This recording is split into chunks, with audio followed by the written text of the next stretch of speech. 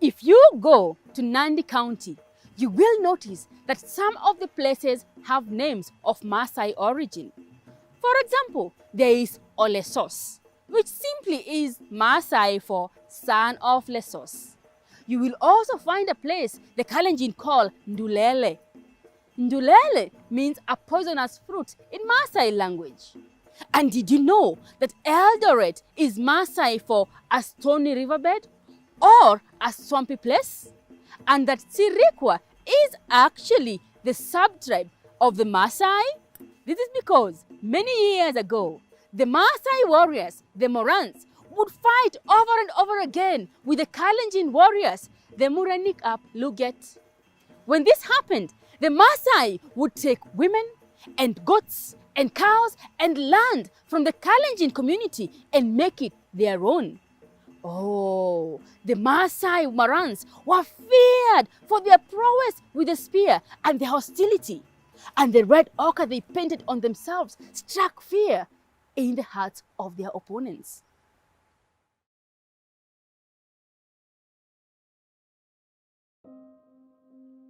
In one Kalenjin village lived a woman with her 2 sons. She was a widow and she was poor, so poor that her name reflected her low status in the community. The villagers called her Tapanan, meaning poor, unwanted, an outcast. Since her husband had passed away, she had struggled to bring her 2 sons single-handedly. She didn't have anywhere to farm, and she would go to her neighbors' farms after harvest season and collect anything that might have been left behind. Many of her neighbors, her fellow villagers, did not treat Tapanan and her children very kindly. Even when parties were held in the village, she was sure that she and her sons would not receive an invitation. And she would just have to comfort herself with swallowing saliva, while the others ate roast meats, drank milk and blood, and made merry. And even when Kipsunde, the big celebration of a harvest season, was done,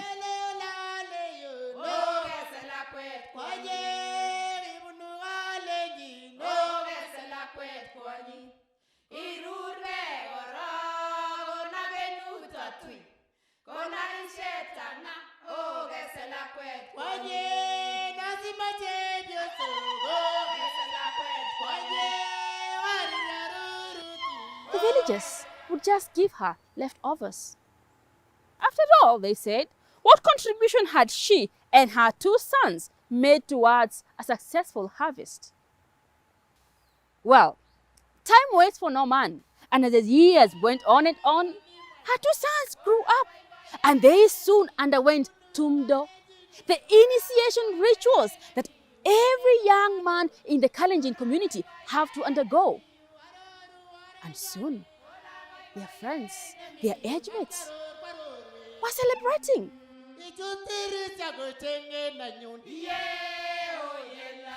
For music and cows and goats and other things that were part of Koito, the bride price could be seen moving from the young men's houses to those of the young women that they had chosen as wives.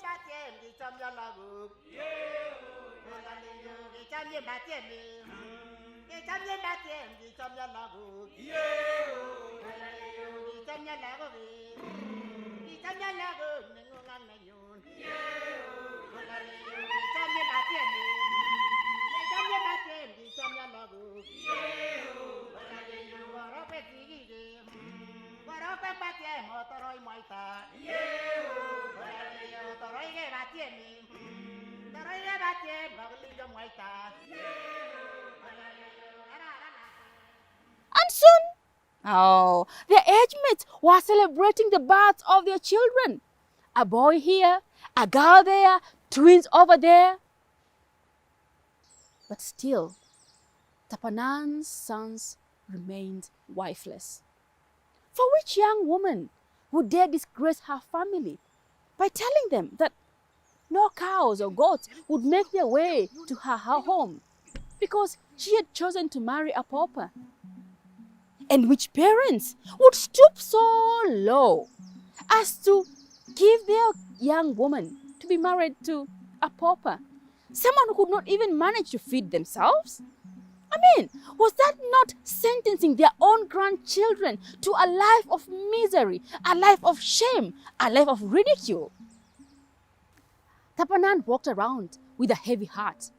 She felt guilty that her sons should bear the shameful label of Kipsongoyat, unmarried, because she, their only surviving parent, could not provide dowry for them to acquire wives. Was she meant to die without feeling the warmth of holding a grandchild to her bosom? And every now and then, she would go down to the Murkusi River, the river that separated the Maasai from the Kalenjin, and she would sit there, if only to get some peace, some relaxation for just a few minutes. And one day, as usual, she went down to the Murkusi, and as she sat there, her eyes crossed over to the other side, and she saw a scene that she had seen so many times before. From high up, the herds of cattle were coming down to the river to drink water, chaperoned by the brightly colored, brightly decorated Maasai Morans. But on this day, it was as if a curtain had been drawn from her eyes, and she saw this in a new light. Cows, healthy, well-fed cows. That is exactly what her sons needed to have wives. That is what she needed to turn her life around. And for several weeks after this, Tapanan observed from her vantage position. And soon, a plan began forming in her mind. And she began accompanying other Kalenjin women as they went for their trade journeys with the Maasai, helping a neighbor here and a neighbor here. Her eyes observed things that she had seen so many times but had not given attention. The way the women walked around, doing their daily activities. The children taking care of the calves and playing around. The clustering of the manyatas. How dense the plants and the forests were around there. And different paths coming from the Maasai villages. For she knew that all this was key to the plan that she was brewing. And when she felt that her plan was solid enough, she called her sons to her heart. Yes, Gorja.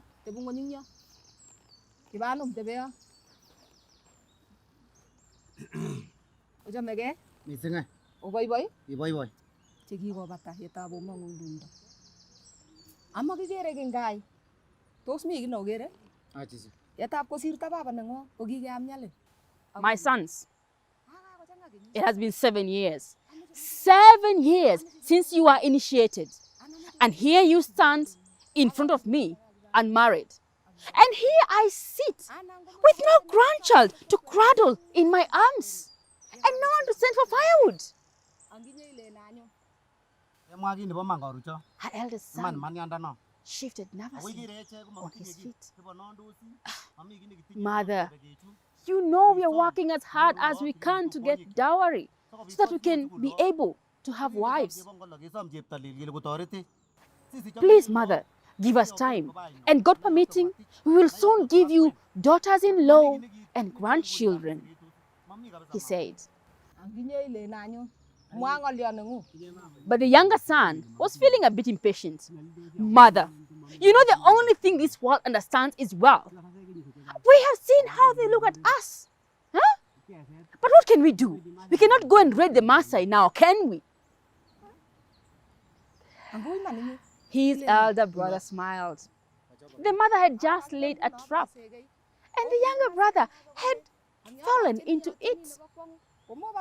Hiding her own smile, Tapanan began explaining to the sons about the plan that she had formulated. And the two sons were amazed at just how much detail their mother had put into consideration. The very next day, the two young men went out and whispered to the few young men who had made friends with them despite their poverty. And the plan continued fermenting. Several days later, Tapanan walked down towards the Murkusi.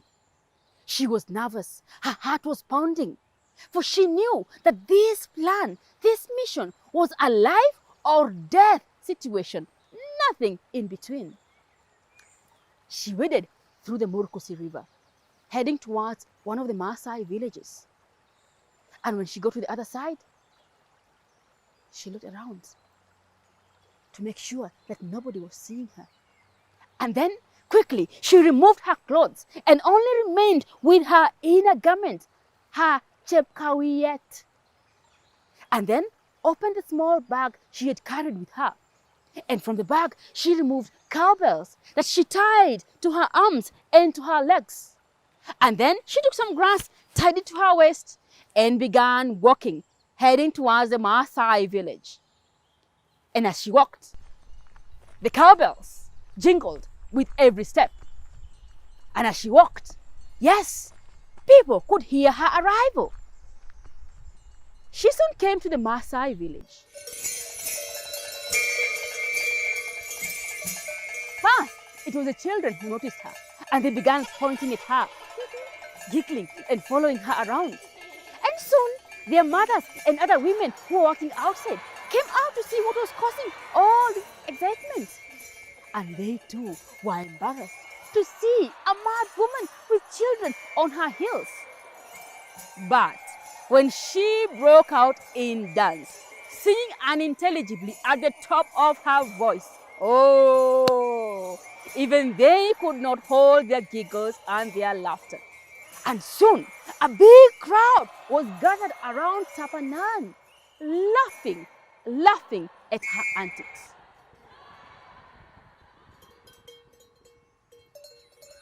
Up in the grazing fields, the Morans heard the jingling of the bells, and they began wondering what was going on. But when the shrieking of the villagers was carried far and wide by the wind, oh, they knew exactly what had to be done. Leaving their cows, they charged down towards the village, spears at the ready. And when they saw a crowd gathered, they knew that indeed something was happening. Oh, and they ran towards the crowd, only to stop at first, then double over, oh, holding their ribs in laughter as they saw the mad woman doing this and that and doing this and that.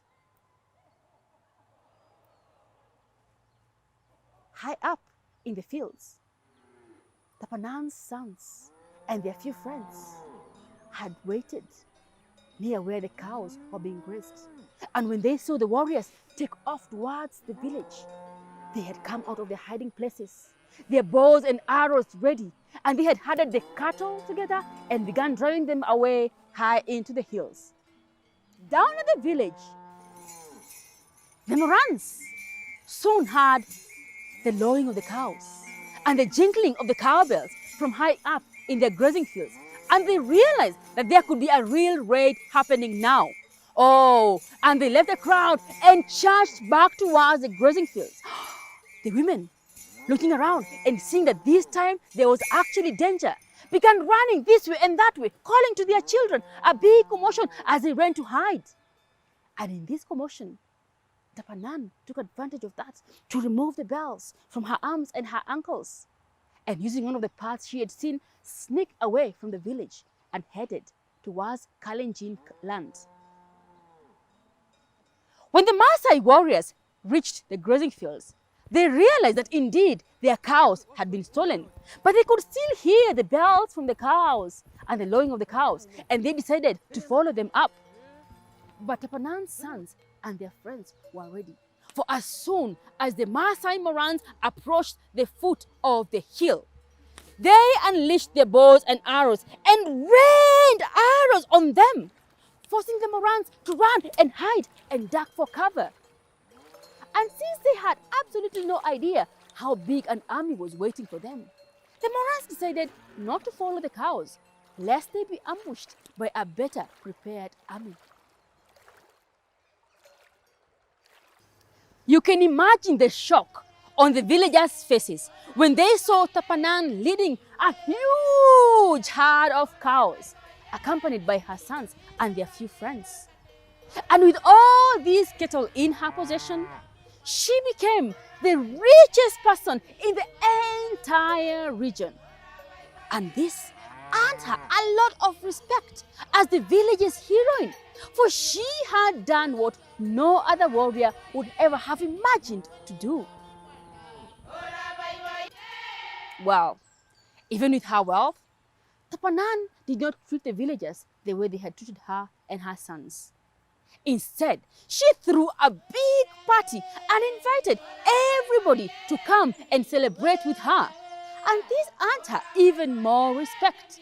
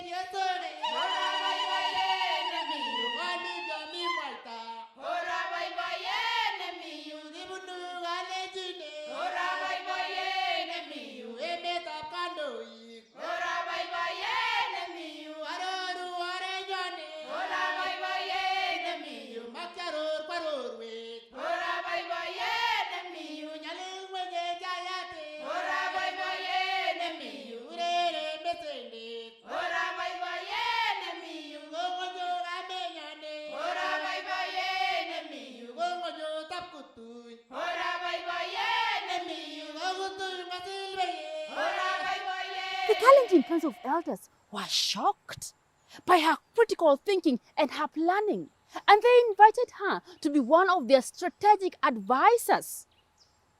And with her help, the group would later come up with military tactics that allowed them to capture back their land from the Maasai. And her sons, the ones who had been disrespected and unrecognized, they married the most beautiful ladies of the land, and they gave her so many grandchildren. And Tapanan's name changed too, for she was no longer called Tapanan, the poor, the outcast, but she now became Tapkendi.